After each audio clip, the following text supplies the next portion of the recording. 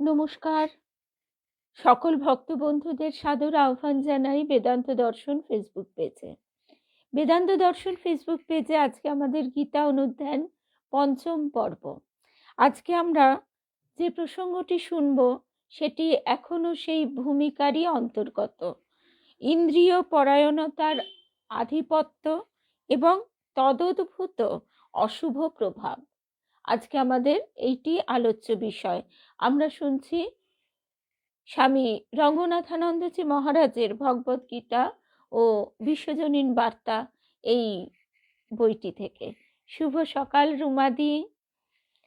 ঠাকুর মায়ের শ্রী চরণে সাষ্টাঙ্গ প্রণাম নিবেদন করে শ্রী গুরুদেবকে স্মরণ করে আমরা শুরু করছি আজকের প্রসঙ্গ। সুপ্রভাত। সকল ভক্ত বন্ধুদের শুভ সকাল জানাই। শুভ সকাল মিনুদি। আর একটা কথা না বললেই নয়, আমাদের গত রবিবার একটি অপূর্ব অভিজ্ঞতার সম্মুখীন আমরা হয়েছিলাম। সেই প্রসঙ্গটি আমরা গতকাল যেহেতু পাঠচক্র হয়ে ওঠেনি বিভিন্ন কারণে, সেই জন্য আমরা সবাই মিলে সেই অভিজ্ঞতা ভাগ করে নিতে পারিনি। একটু একটু করে পোস্ট করছি। গতকাল ভার্গবের একটি গান, এলো তোর দুষ্ট ছেলে তুষ্ট হয়ে নে মা কোলে, খুবই পরিচিত গান এবং নিশ্চয়ই আমাদের সকলেরই খুব প্রিয় গান। সর্বোপরি ভার্গব যেভাবে উপস্থাপিত করেছে তার তুলনা হয় না। শুভ সকাল রুদ্রাণী। আরও কিছু কিছু এরকম ছোট ছোট ক্লিপিং অবশ্যই শেয়ার করব। সবাই সঙ্গে থাকবেন, দেখবেন। আর বেদান্ত দর্শন পেজ থেকে সেদিন একটু লাইভ করেও ছিলাম। প্রথমে সেটা আর মাথায় আসেনি, কারণ আমরা অনুষ্ঠান দেখতে দেখতে এমনভাবে তার ভাবে ডুবে গিয়েছিলাম। তো প্রথমটায় একটু সাউন্ডের গন্ডগোল থাকলেও তারপর থেকে কিন্তু সুন্দরভাবে শোনা যাচ্ছে। শুভ সকাল শর্মিলাদি, শান্তনু সিংহা, রুদ্রাণী, শুভ্রাদি, সকল ভক্ত বন্ধুদের পলি শুভ সকাল জানাই। মিনাদি শুভ সকাল। তাহলে আমরা চলে আসি আমাদের আজকের যে প্রসঙ্গ, ইন্দ্রিয় পরায়ণতার আধিপত্য এবং তদোদ্ভূত অশুভ প্রভাব। শুভ সকাল রূপা। পূর্ণিমা শুভ সকাল। মহারাজজি লিখছেন, দীর্ঘদিন ধরে সবকিছু ঠিক মতোই চলছিল। তারপর কি ঘটল? শঙ্কর বলে চললেন। তার আগের কথাটুকু একটু যদি স্মরণ না করি আমাদের হয়তো বুঝতে অসুবিধা হবে। বেদান্তের সেই সিংহনাদকে আমরা তার অসামান্য আধুনিক প্রাসঙ্গিকতার সঙ্গে শ্রীরামকৃষ্ণ ও স্বামী বিবেকানন্দ প্রদত্ত প্রায়োগিক বেদান্তের শিক্ষায় পাচ্ছি। প্রাণিনাং সাক্ষাৎ অভ্যুদয় নিঃশ্রেয়স হেতুঃ। এই কথা বলে শঙ্কর জোর দিয়ে বোঝালেন যে বেদান্ত বা সনাতন ধর্ম পশুকুল সহ সকল জীবের সুখ ও মঙ্গলের জন্য কাজ করে। কোনো কোনো ধর্ম রাজনীতিক ব্যবস্থা যেমন কেবল নিজেদের অনুগামীদেরই ভালো মন্দ দেখে, তেমনভাবে নয়। তারপর শঙ্কর বলছেন, এই দ্বিমুখী ধর্ম আধ্যাত্মিক শ্রেয় অভিলাষী বর্ণাশ্রম সেবী ব্রাহ্মণাদি সকল শ্রেণীর মানুষের দ্বারা দীর্ঘকাল ধরে অনুষ্ঠিত হয়েছিল। এইবারে যে প্রসঙ্গটা আসছে, দীর্ঘদিন ধরে সবকিছু ঠিক মতোই চলছিল, তারপর কি ঘটল? আচ্ছা, এখানে আরেকটি কথা না বললেই নয়। এই যে আমরা শুনছি স্বামী রঙ্গনাথানন্দজি মহারাজের বই থেকে, আমরা যেখানে গিয়েছিলাম উদয়পুর, বিরাটি উদয়পুর নিমতা কথামৃত সংঘ, রূপা মানে রূপা ভট্টাচার্যর কথা বলছি। আমার বোধহয় একটু ভুল হয়েছিল, একটু আগে থেকেই যদি আমি এটা পোস্ট করতাম তাহলে হয়তো রূপার পক্ষেও দাদাকে নিয়ে আসা সম্ভব হতো, কারণ সেদিন ছিল রবিবার। যাই হোক, এর পরবর্তী সময়ে আবার যদি আমরা যাই, নিশ্চয়ই আগে থেকে পোস্টটি দেব, কারণ এদের যে কর্মযজ্ঞ, সেই কর্মযজ্ঞের অভিজ্ঞতাটি অসাধারণ। এই যে এখানে যে কথাটি আমরা শুনলাম, যে শঙ্কর জোর দিয়ে, আদি শঙ্করাচার্য জোর দিয়ে বোঝালেন যে বেদান্ত বা সনাতন ধর্ম পশুকুল সহ সকল জীবের সুখ ও মঙ্গলের জন্য কাজ করে। এই শুভ সকাল চিনুদি, শ্যামলী, অনেক দিন পর, বিলাসপুরের দিদি, পূর্ণিমা, শুভ সকাল। আমরা যেখানে গিয়েছিলাম একটু দেরি হয়ে গেছে, তবে এই আমরা সবেই শুরু করছি। শুভ সকাল সঞ্চিতা। আমাদের সেই দিনের অনুষ্ঠানটি অবশ্যই পাঠিয়ে দেবেন শুভেন ভাই, কনভেনার যিনি। তো সেটি পাঠিয়ে দিলে ইউটিউবে লিঙ্কটা আমি সকলের জন্য পোস্ট করে দেব। একটা সাধারণ কথা থেকেই বোঝা যায় যে অনুষ্ঠানটি কতখানি মনোগ্রাহী ছিল, যে 2টো থেকে রাত 8টা পর্যন্ত প্রত্যেকে আমরা স্থির হয়ে বসে অনুষ্ঠান শুনেছি, উপভোগ করেছি। কারোর একবারের জন্যও মনে হয়নি মাঝপথে চলে যাই। আর অনুষ্ঠানটি এমন সুন্দরভাবে সাজানো ছিল যে একঘেয়েমির কোনো ব্যাপারই ছিল না। তা এদের যে কর্মযজ্ঞের কথা বলছিলাম, এরা স্বামী স্ত্রী, শুভেন ভাই এবং তার স্ত্রী, এরা দুজনে, এদের একটি সন্তান আছে আইআইটিতে গৌহাটি, সেখানে রিসার্চ করছে, আর গর্ভজাত সন্তান। এই কথাটি এই জন্যই বলছি যে গণ্ডি ভাঙা মা আমরা বলি, শুধু মাকেই সেই জায়গায় বসিয়ে রাখলাম, আর আমরা আমাদের মতন স্বার্থকেন্দ্রিক, আত্মকেন্দ্রিক জীবনযাপন করলাম, তাহলে আমরা কি করে মায়ের সন্তানের জায়গায় নিজেদের নাম করতে পারি? শুভ সকাল কেয়া। সেদিন কেয়া, মিতা, মিতা অনেকে আছে, তাই মিতা রয় আর শম্পা ব্যানার্জি, আমাদের পাঠচক্রের এই কজন আমরা একসঙ্গে ছিলাম। হয়তো শারীরিকভাবে, কিন্তু মানসিকভাবে আমরা সবাই ছিলাম, যে কারণে শুভেন ভাই লিঙ্কটা পাঠালেই শেয়ার করে দেব, আর ছোট ছোট ক্লিপিংগুলো দিতে থাকবো ইন দ্য মিন টাইম। আচ্ছা, যে কথায় ছিলাম, তা ওরা কি করেন, ওদের সূত্রপাত হয়েছিল 1990 সালে 2টি ছেলে মেয়ে নিয়ে। এদেরকে সেবা দিচ্ছেন এইভাবে দিতে দিতে 1990 সাল থেকে আজ অবধি 64 জনকে এরা সেবা দিয়েছেন। কি সেবা? এরা সেই অর্থে অনাথ নয়, কিন্তু আমাদের সমাজে আমরা যে যে স্ট্যাটাসে বাস করি, জন্মাই, মোটামুটি তার বাইরেটা খুব একটা অধিকাংশ ক্ষেত্রেই জানা হয় না, যে কারণেই হোক। সুযোগ সুবিধা সর্বোপরি জানার আগ্রহ, এই কারণে। তা এরা দুজনে, এরা স্বামী স্ত্রী, স্বামী রঙ্গনাথানন্দজি মহারাজ এবং স্বামী আত্মস্থানন্দজি মহারাজের আশ্রিত, এবং এরা সেই প্র্যাকটিক্যাল বেদান্তের একেবারে আদর্শ রূপ। এরা কি করলেন, এই 2টি ছেলে মেয়েকে নিয়ে কর্মযজ্ঞ শুরু করে দিলেন। এরা সমাজের যে শ্রেণী, সেখানে মেয়েদের অনেক সময় পাচার করে দেওয়া হয়, অনেক সময় বিয়ে দিয়ে দেওয়া হয়, অনেক সময় দেখা যায় যে বাপটি একেবারেই দায়িত্ব জ্ঞানহীন, মদ মাতাল এবং নানা রকম নেশায় আসক্ত। সেই একই ঘটনা মায়েদের ক্ষেত্রেও ঘটে। তা এই হেন পরিস্থিতিতে এরা এক প্রকার অনাথ সময়ই বলা যায়।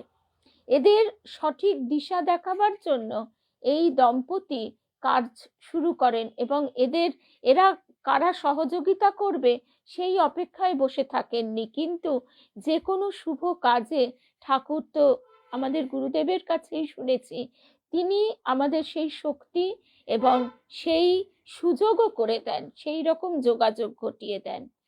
সেই রবি ঠাকুরের গানের কথাই আসে, তোমার পতাকা যারে দাও তারে বহিবারে দাও শকতি। তো সেইভাবে আজকে ৬২টি পরিবার এদের সহযোগিতা করছে। এরা কোথাও কোনো বাইরে থেকে কোনো অনুদান নেন না। কি কারণে আমি জানি না, যাই হোক, মানে ভালোবেসে দিলে অবশ্যই গ্রহণ করেন, কিন্তু কারোর কাছে হাত পাতেন না, এটাই আর কি বলতে চাইছিলাম। বা তার জন্য কোনো রকম কোনো বিশেষ রকমের যে ধরনের বাটারিং করা, সেসব কিছুই করেন না। তো এহেন অবস্থায় আজকে তাদের এই তৃতীয় বর্ষ ভক্ত সম্মেলন। আর আগের দিনই বলেছিলাম যে সেখানে যাওয়ার আহ্বান পেয়ে ঠাকুরের কথাই মনে হয়েছে যে সত্যি কানকড়কে ঠাকুর, যেখানে সেই গৌরীমাকে তিনি দীক্ষা দান করেছিলেন, সেই জায়গাতে একটু রাস্তায় রাস্তায় ঘুরে বেড়াতে পারবো না, কেননা ওই জায়গায় কাউকে সেভাবে চিনি না। আর সেখান থেকে আজকে যে এত সুন্দরভাবে এই ঘটনাটির সাক্ষী হয়ে রইলাম। আর সদ্ভাবা প্রাণা মাতাজি এসেছিলেন, আরও ডাক্তারবাবু দীপাঞ্জন ভাই, তিনি ছিলেন তাদের সভাপতি, তিনিও একজন ডাক্তারবাবু। এবং সকলের মধ্যে যে আন্তরিকতা, এই কর্মযজ্ঞে এরা সবাই একসঙ্গে কাজ করছেন, এই ডেডিকেশন, এই আন্তরিকতার কোনো তুলনা হয় না। শুভ সকাল সোমা, শান্তা সাহা, শুভ সকাল পম্পা। তা যাই হোক, আজকে এই কথাটি বলতে গিয়ে বারবার মনে হচ্ছে, আমি শুভেন ভাইয়ের স্ত্রীকেও বলছিলাম, ওর নামটা জানা হয়নি, কারণ কি, কারণটা হচ্ছে এটাই যে তাদের কথা শুনতে শুনতে স্তব্ধ হয়ে গেছি বিস্ময়ে, যে তারা এই যে শুধু আমরা পড়লাম আর শুনলাম, একদম কেয়া, শুধু অনুষ্ঠান নয়, আমরা এই অনুষ্ঠানের তো তুলনা নেই, এই স্ট্যান্ডার্ডের অনুষ্ঠান মানে খুব কমই দেখা যায়। আর সর্বোপরি মহারাজজি এসেছিলেন বেলুড় ইউনিভার্সিটি থেকে, ভাইস প্রিন্সিপাল মহারাজ। সর্বোপরি এদের যে কর্মযজ্ঞ, এই কর্মযজ্ঞের কথা শুনে থেকে এখনো বোধহয় সেই ভাব থেকে বেরোতে পারছি না। পারমিতা এরপরে এলে অবশ্যই নিয়ে যাবার ইচ্ছে রইল।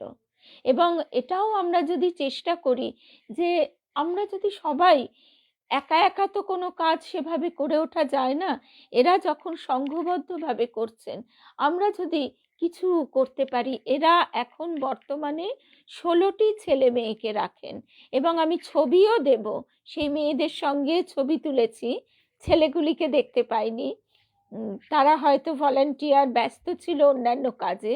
মেয়েগুলি লাল পাড় সাদা শাড়ি পরে এত সুন্দরভাবে তাদের আচরণ, তাদের ব্যবহার এবং তাদের ভাবটা, সর্বোপরি তাদের মনের মুখের যে ভাব, সেটা মুগ্ধ করেছে।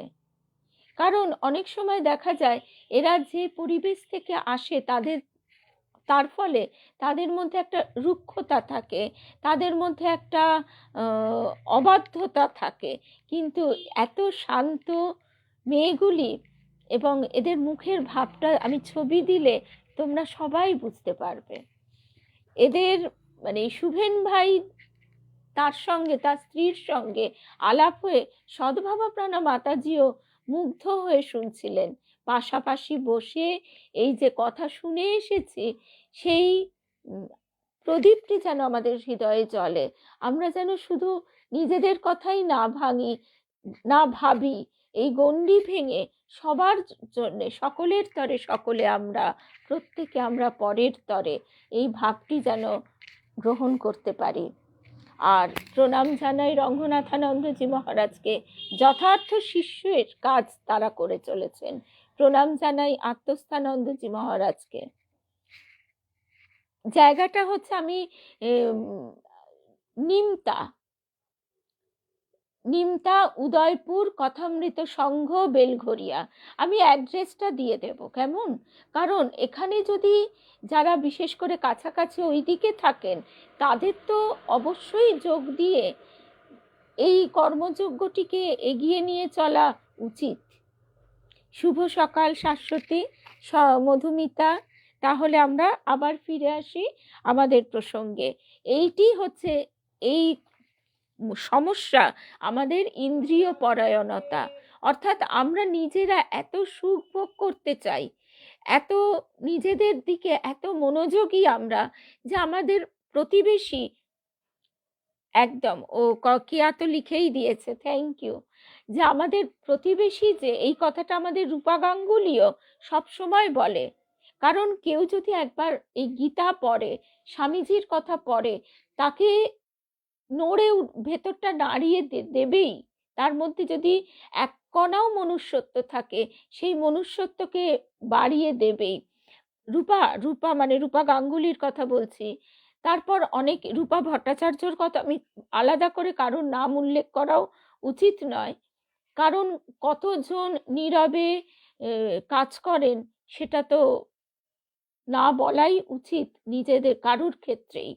কারণ আমরা ছোটবেলা থেকে স্বামীজির এই কথাটি বাবার মুখে শুনতাম। এটা পারমিতাও সব সময় বলে যে তোমার ডান হাত দেবে, বাঁ হাত জানবে না। কারণ আমরা কাকে দিচ্ছি? আজকে যখন আমরা এই গীতার গভীরে প্রবেশ করব, তখন আমরা সেই বিশ্বাত্মার সঙ্গে, সেই বিরাট আমির সঙ্গে যখনই নিজেদের যোগসূত্রটি অনুভব করতে পারবো, তখনই একদম তোমাদের তো আছেই। আমি সেই জন্য বলতে বলতে আবার চুপ করে গেলাম, কারণ রূপার যে কথাটা, রূপা গাঙ্গুলি, ও বলে যে দেখো, আমরা বড় বড় কাজ করতে পারি না অনেক সময়, কিন্তু আমার পাশের ফ্ল্যাটে যে আছে, তার চাকরি চলে গেছে, তার একটা বাচ্চা, তার খাওয়া জুটছে না, আমি যদি তার দৈনন্দিন বাজারটুকুও দিতে পারি আমার ভাগ থেকে একটু সরিয়ে, সেটুকুও তাকে সেবা করা হয়। এটাই কথা, আমাদের সবসময় যে একটা বড় লক্ষ্য নিয়ে এগোতে হবে যে কোনো কাজেই, অত দূরবর্তী বড় লক্ষ্য নিয়ে এগোতে গেলে সেটা হয়ে ওঠে না, সেটা অ্যাচিভ করা মুশকিল। তার থেকে আমরা ছোট ছোট টার্গেট করে যদি এগিয়ে চলার চেষ্টা করি। সঞ্চিতা, আমাকে এই কথাটা তো সেদিন তুমিও বলেছিলে, আর ভুলটা আমার এখানেই হয়েছে গো। আরো আগে যদি আমি ওটা পোস্ট করে দিতাম, তাহলে আরো আগে চোখে পড়তো সবার। শুভেন ভাই বলছেন ভক্ত সংখ্যা বাড়ানোটা খুব দরকার। সকলে মিলে যে কাজ হয়, সে কাজের আনন্দও আলাদা, তার গতিও আলাদা। তা এই কথায় এবার আমরা চলে আসি। বলা হচ্ছে যারা এইসব ধর্ম পালন করতেন, বেশ প্রথম দিকে ঠিক চলছিল, তারপরে কি হলো, তাদের মধ্যে ইন্দ্রিয়াসক্তির বৃদ্ধি হওয়ায় বিবেক বিজ্ঞান মানে বিশেষ যে জ্ঞান, বিবেকের যে ব্যাপারটি, সেটি হ্রাস পায়। প্রবর্ধমানে চ অধর্মে, ক্রমশ ক্রমশ অধর্মের বৃদ্ধি পেতে শুরু করে, শঙ্কর বলছেন। তখন ধর্মবোধ বা মূল্যবোধ, নৈতিকতা বিদূরিত হয় এবং অধর্ম বা অশুভ প্রভাব বৃদ্ধি পায়। এই রকম অবস্থায় এতদিন ধরে যেসব গুণ বা চারিত্রিক মাধুর্যের সহায়ে মানুষে মানুষে একটা সুস্থ বন্ধন রচিত হয়েছিল, সেগুলির অন্তর্ধান ঘটে। আর বাড়ে লোভ, লালসা, হিংসা এবং আত্মকেন্দ্রিকতা। ফলে সংশ্লিষ্ট সমাজ এক অবক্ষয়ের অবস্থায় পৌঁছায়। মানুষ কাম ও ক্রোধের দ্বারা পরাভূত হলে প্রথমেই বিবেক অর্থাৎ বিচার ক্ষমতা এবং বিজ্ঞান অর্থাৎ বিশেষ জ্ঞান তাকে ছেড়ে চলে যায়। ভালো মন্দের বোধটা ক্রমে অস্পষ্ট থেকে অস্পষ্টতর হয়ে যায়। ইন্দ্রিয় সুখ থেকে কখন যে নিজেকে প্রত্যাহার করে নিতে হবে, তার বিচারটা যায় হারিয়ে। তখন কি ঘটে? ধর্মের ওপর আধিপত্য করে বসে অধর্ম।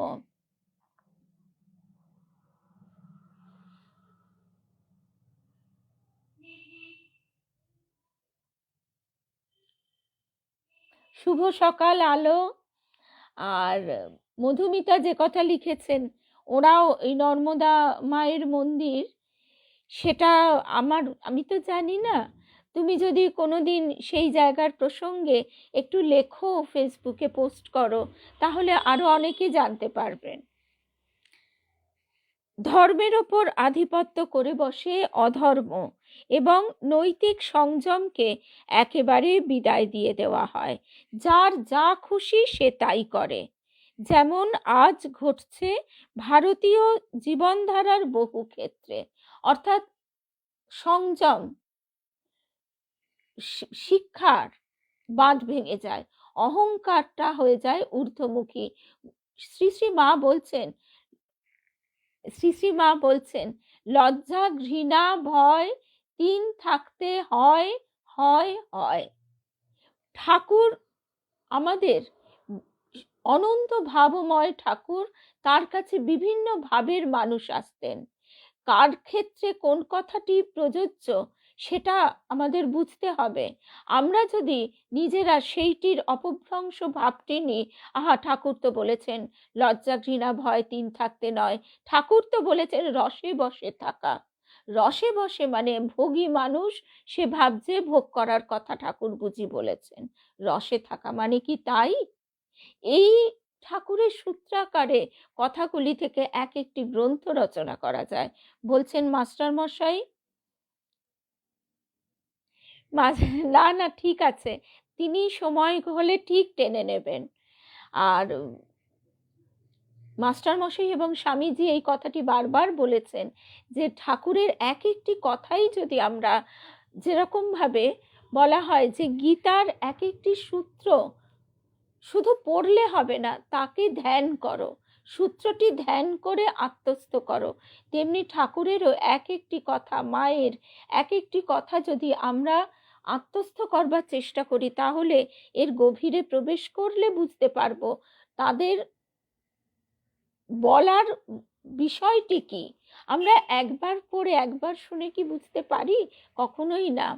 তো এই যে আমরা বহু ক্ষেত্রে দেখি নিজের মানে ম্যানিফেস্টেশন, আত্মম্ভরিতা, নিজের ঢাক নিজে পেটানো ইত্যাদি ইত্যাদি, এইসব বিভিন্নভাবে প্রথম অহংকার, কাম, ক্রোধ, এইগুলি মিলেমিশে তারপরেই এসে যায় পরশ্রী কাতরতা। তো এই হচ্ছে, এইভাবেই জন্ম দেয় নেতিবাচক অবস্থা, আর সৃষ্টি হয় অধর্মের বৃদ্ধির। অশুভ কর্ম ক্রমাগত বাড়ে, সৎকর্ম ক্রমাগত কমে। ইতিহাসে আমরা বিভিন্ন সভ্যতার জন্ম ও প্রসার, তাদের ক্ষয় ও মৃত্যুর কথা পড়ি ও বিশ্লেষণ করি। এটাই হয়ে আসে, চাকা ঘুরে যায়। আমরা যেমন রোমান সভ্যতার মানে উচ্চতায় ওঠা সেই গ্রাফ দেখি, আবার তার ফল পড়ে যাওয়াটাও দেখি। শঙ্করাচার্য এখানে যা বলছেন তার উত্তম দৃষ্টান্ত আছে গ্রন্থটিতে। এডওয়ার্ড গিবনের decline and fall of the Roman empire. Gibbon বিশদভাবে বর্ণনা করেছেন কিভাবে শতাব্দীর পর শতাব্দী ধরে ক্রমান্বয়ে রোম সাম্রাজ্যে নৈতিক ও মানবিক মূল্যবোধগুলির অবক্ষয় ঘটেছিল এবং শেষ পর্যন্ত বহিরাগত অসভ্য বর্বর জাতির আক্রমণে কিভাবে সে সাম্রাজ্য চিরতরে ধ্বংস হয়ে গেল। ভারতবর্ষ তার 5000 বছরের ইতিহাসে এমন অবক্ষয় প্রত্যক্ষ করেছে, কিন্তু ভারতবর্ষের অভিজ্ঞতায় আসেনি সেই শেষ পর্যায়টি, অর্থাৎ মৃত্যু বা ধ্বংস। প্রত্যেক অবক্ষয়ের পরেই এসেছে এক প্রাণচঞ্চল পুনর্গঠন পর্ব। সুতরাং এই কথাটি প্রথম দেখে খুব ভালো লেগেছিল।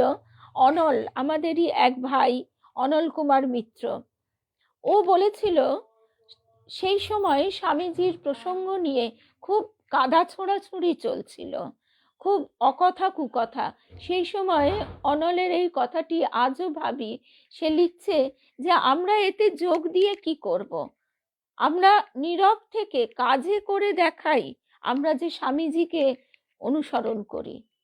তার বক্তব্যটা আমরা আমাদের জীবনে ফুটিয়ে তুলে যদি দেখাতে পারি, তাহলেই তার বক্তব্যের ভুল ইন্টারপ্রিটেশন আপনিই চাপা পড়ে যাবে। না হলে কথায় কথা বাড়ে, আসল কাজের জায়গাটি ফাঁকাই থেকে যায়। তা এইখানে দেখা যাচ্ছে স্বামী রঙ্গনাথানন্দজি মহারাজ বলছেন, প্রত্যেক অবক্ষয়ের পরেই এসেছে এক প্রাণচঞ্চল পুনর্গঠন পর্ব। শঙ্করাচার্য তার ভূমিকার পরবর্তী অংশে সেই কথাই বলেছেন। জগতের কল্যাণ নিশ্চিত করার জন্যে সেই আদি কর্তা জগৎ স্রষ্টা নারায়ণ নামে খ্যাত বিষ্ণু জগতের আধ্যাত্মিকতা ও ব্রাহ্মণত্ব রক্ষা করতে বসুদেব ও দেবকীর সন্তান রূপে আবির্ভূত হলেন।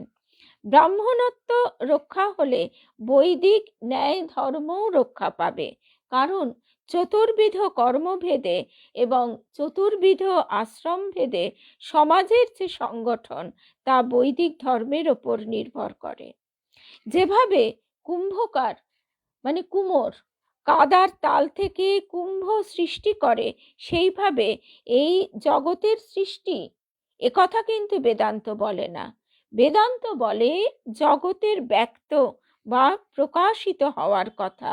যেমন জ্বলন্ত অগ্নি থেকে ছিটকে আসে স্ফুলিঙ্গ, কিংবা মাকড়সার দেহ থেকে তৈরি হয়ে যায় তার জালিকা। একের মধ্যে থেকেই ব্যক্ত হয় বহু, পরে তারাই আবার মিশে যায় সেই একের মধ্যে। তো এবারে আমরা আসছি মানবীয় ক্রমবিকাশের লক্ষ্যে। ব্রাহ্মণত্ব। ব্রাহ্মণত্ব বলতে এটাও অপভ্রংশ রূপ নিয়েছে।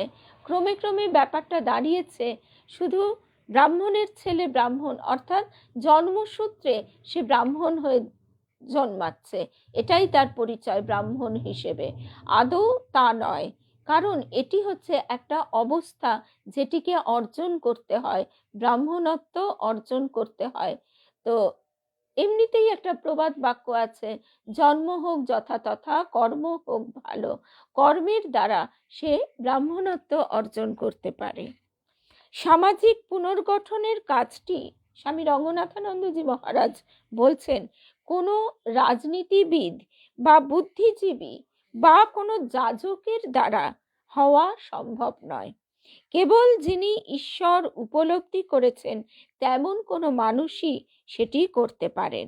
ভারতবর্ষের দীর্ঘ ইতিহাসে এমন দিব্য মহাত্মার আবির্ভাব হয়েছে বারংবার, এবং এখানে আমরা বলছি এরূপ একটি কাহিনী যা 3000 বছরেরও আগে ঘটে গেছে, তা হলো শ্রীকৃষ্ণের জন্মকথা।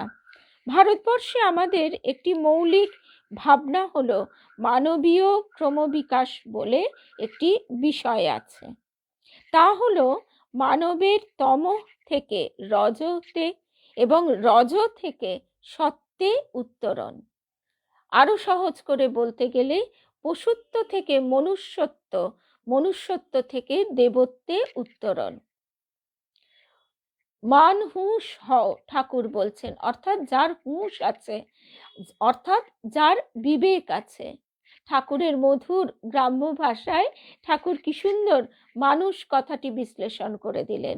মান হুঁশ যে, সেই মানুষ, অর্থাৎ যার বিবেক আছে, সম্পূর্ণ সত্য ভাবাপন্ন, সত্যগুণ, অর্থাৎ সত্যগুণের গল্পও আমরা ঠাকুরের কথায় শুনেছি, যে সত্যগুণও ওই ঈশ্বর দেখিয়ে দেয়, ওই করে জঙ্গল পার করে নিয়ে যায়। তম যে সে পথিককে একেবারে মেরে ফেলবার কথা ভেবেছিল, কিন্তু রজ সে হচ্ছে যে ডাকাতের আর কি প্রতীক, সে বলছে সেই ডাকাত যে আর মেরে ফেলে কি হবে, একে বেঁধে টেঁধে একেবারে ফেলে রেখে যাও।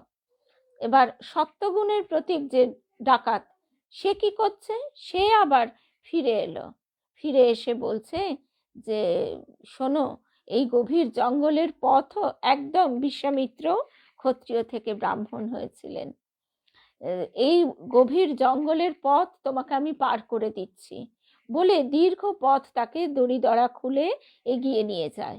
অর্থাৎ সত্য গুণ আমাদের বন্ধন মুক্তি ঘটায়। অর্থাৎ আমরা যখন আত্মকেন্দ্রিকতা থেকে ওই গণ্ডি ভেঙে সকলের জন্য নিজেদেরকে নিবেদন করতে পারি, এই শুধু দেহটি থেকে, দেহজাত সন্তানটি থেকে আমাদের মন যখন বিশ্বাত্মার প্রতি ধাবিত হয়, বিশ্ব সাথে যোগে যেথায় বিহারো, সেইখানে যোগ তোমার সাথে আমারও, নয়কো মনে নয় বিজনে। অর্থাৎ আমি মনে মনে ঘরে বসে বসে জপ ধ্যান করেই গেলাম শুধু, আর ওদিকে মন আবার আরেক দিক থেকে আড়ালে চুপি চুপি সে তমভাবাপন্ন হয়ে রইল, তাহলে তো হবে না। আমাদের গুরুদেব তাই বলতেন, মনের ফ্রন্ট সাইড আছে, ব্যাক সাইড আছে, মনের ব্যাক সাইডকে উপড়ে নিয়ে এসো। তুমি নিজেও হয়তো বুঝতে পারছো না, তাই তার চরণে নিবেদন করো যে ঠাকুর, আমার মনটিকে তুমি গঠন করে নাও, তাতে যদি আঘাত পেতে হয় সেটি সহ্য করো। তো সম্পূর্ণ সত্যভাবাপন্ন মানুষ, পুরুষ বা নারী, একজন অসামান্য মানুষ, যিনি প্রকৃষ্ট রূপে বিকশিত হয়ে অন্তরের দেবত্বকে প্রকাশ করেছেন। ভারতবর্ষে আমরা বুঝেছি যে এটি মানবীয় ক্রমবিকাশের লক্ষ্য বা চরম অবস্থা। সমাজে কিভাবে আরও বেশি সংখ্যায় এই ধরনের মানুষ সৃষ্ট করা যায়, সমাজের প্রত্যেক লোকের কাছে এই লক্ষ্য স্থাপন করা হচ্ছে। তাকে এই লক্ষ্যে পৌঁছানোর চেষ্টা করতে হবে, বা অন্তত জীবনটাকে সেই উদ্দেশ্যে চালিত করতে হবে। তোমার নিজের গতিতে এগো, কিন্তু এগো সেই লক্ষ্যের উদ্দেশ্যে, বলছে বেদান্ত। আধুনিক চিন্তায় যাকে সমাজতত্ত্ব বলা হয় তা আসলে সামাজিক পরিসংখ্যান মাত্র, ওতে হবে না। বেদান্ত দেখিয়ে দেয় যে সমাজবিদ্যার মধ্যে মানুষের সামনে একটা সামাজিক লক্ষ্য স্থাপন করার প্রয়োজনীয়তা আছে, এবং মানব জাতিকে অতি অবশ্যই সেই মানবীয় ক্রমবিকাশের উন্নতির পথে এগিয়ে যেতে হবে। সেই লক্ষ্য বা আদর্শ স্থলটি হতে হবে একজন সাত্ত্বিক মানুষ, যার মধ্যে কোনো ঘৃণা বা হিংসা নেই, যিনি চিরপ্রেমময়, দয়াশীল। এখন এই কথাটা বললেই আমাদের সংশয় বুদ্ধি, নেতিবাচক বুদ্ধি বলবে এটা ইউটোপিয়া, অর্থাৎ কল্পনা, আকাশ কুসুম, এটা হতে পারে না। কিন্তু এটা হতে পারে যেটা সত্য যুগে ছিল, যে সত্য গুণের প্রকাশটা বেশি থাকবে। আমরা দেবযান যখন শুনেছিলাম, ঠিক এই রকম একটা ওয়ার্ল্ডের কথাও শুনেছিলাম, যেখানে সত্য গুণের মানুষেরই সংখ্যার মানে প্রায় 99%। জগৎ হচ্ছে সত্য রজ তম ত্রিগুণাত্মিকা শক্তির প্রকাশ, তাই বাকি দুটিও থাকবে, কিন্তু সেগুলি থাকবে স্তিমিত। ভারতবর্ষ বিশ্বাস করে যে সেই সমাজই সবচেয়ে উন্নত, যে সমাজে সাত্ত্বিক মানুষের সংখ্যা সর্বোচ্চ, যারা আধ্যাত্মিক ও বিকশিত সত্তা, এবং যারা তাদের অন্তর্নিহিত দেবত্বের বিকাশ সাধন করেছে। আজকে রামকৃষ্ণ মঠ, মিশন, তাদের যে স্কুল কলেজ, তারপর আরও যে সমস্ত এরকম ভারত সেবাশ্রম সংঘ, এদের যে সেবা কর্ম, বা আরও উনি এই মধুমিতা যেমন বলছে যে এই যে বিভিন্ন জায়গা থেকে যে সকলের জন্য কাজটি করা হয়, যেমন গুরুদুয়ারায়, সেখানেও গুরুদ্বারে সেখানে সকলকে সেবা দেওয়া হয়, খাবার দেওয়া হয়। মানুষের প্রতি মানুষের এই যে সহমর্মিতা, সহজাত ভালোবাসা, এটা থেকে যেন আমরা বিচ্ছিন্ন হয়ে না যাই। স্বামীজি বলেছেন না যে তুমি, একজন এসে বলছে আমি তো ঘর জানলা দরজা বন্ধ করে, চোখ বন্ধ করে ধ্যান করছি। স্বামীজি প্রথমেই বলেন, আগে দরজা জানলা খুলে দাও, চোখ খুলে দাও, বেরিয়ে পড়ো পথে। রবি ঠাকুরের আরও একটি গানের কথা মনে পড়ে, পথ আমারে সেই দেখাবে যে আমারে চায়। সুতরাং আগে বেরিয়ে পড়তে হবে, শুরুটা করে দিতে হবে। স্বামী শিষ্য সংবাদে স্বামীজি শরৎচন্দ্র চক্রবর্তীকে বলছেন, এই যে তুই বলছিস যে কি করে হবে সহযোগিতা, এই কেউ টাকা দেবে না, তোকে আমি আজকেই একটা জায়গা করে দিচ্ছি, তুই সেখানে বসে একটা ছেলেকেই তুই শিক্ষা দান করা শুরু কর না। আমরা এই যে কি করে হবে, কেমন করে হবে, পরমুখাপেক্ষী হয়ে থাকি, এটাই হয়ে যায় সমস্যা। নিজেদের ভেতরের শক্তিটাকে যদি আমরা জাগাতে পারি, নিজেদের আলোটা যদি জ্বালাতে পারি, সেই আলোয় তো নিজেও পথ দেখব, আমার আশপাশের লোকও তো পথ দেখতে পাবে। এইটা যেন আমরা ভুলে না যাই।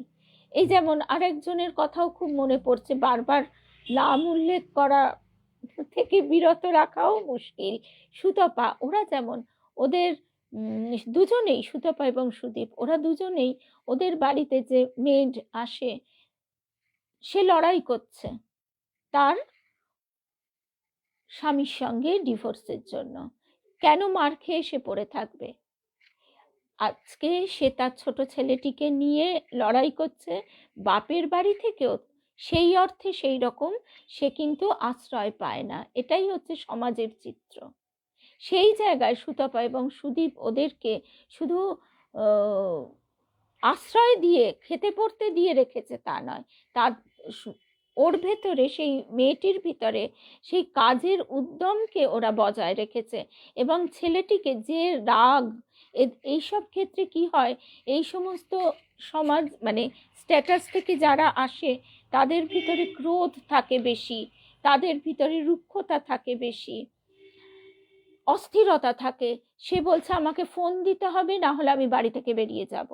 সেই সমস্ত ক্ষেত্রগুলিকে কিভাবে গঠন করা ইতিবাচক মানসিকতা দিয়ে এবং গুরু কৃপা, তার দীক্ষার ব্যবস্থা করা, তাকে নিত্য এই প্রসঙ্গ শোনানো, এবং সর্বোপরি তার ছেলেকে একটি হাতে কলমে শিক্ষা, এই গাড়ি ব্যাপারে কোথায় বাবা ভর্তি করেছে এখন নামটা ভুলে গেছি, কি মোট কথা ওই গাড়ির গ্যারেজের কাজ শেখবার মতন, সেই মানে হাতে কলমে প্র্যাকটিক্যাল শিক্ষার ক্ষেত্রে ভর্তি করে দেওয়া তাকে। সেই দিকে এই গতকাল থেকে তার প্র্যাকটিক্যাল কাজ মানে ইন্টার্নশিপ গোছের শুরু হচ্ছে।